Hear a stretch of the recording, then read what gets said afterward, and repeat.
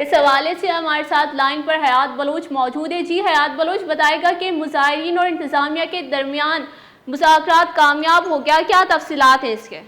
جی دیکھیں، یہ جو قائد آباد اور ملیر ندی میں بجلی کی طویل بندش کے خلاف شہریوں کی جانب سے جو احتجاج کیا جا رہا تھا، اب مظاہرین اور ایس ایس پی ملیر کے درمیان مذاکرات کامیاب ہو گئے ہیں، جس کے بعد روڈ کو 17 گھنٹے بعد عام ٹریفک کے لیے کھول دیا گیا ہے۔ مظاہرین نے اپنے مطالبات کی یقین دہانی کے بعد احتجاج ختم کرنے کا اعلان کیا ہے۔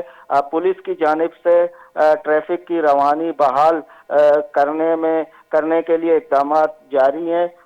یہ جو سڑک تھی، یہ تقریباً جو کہ ٹریفک کی روانی متاثر تھی، شہریوں کو جو ہے شدید مشکلات کا سامنا کرنا پڑ رہا تھا، تو یہ اب احتجاج ختم ہوئے ہیں مذاکرات کے بعد۔ شکریہ حیات بلوچ۔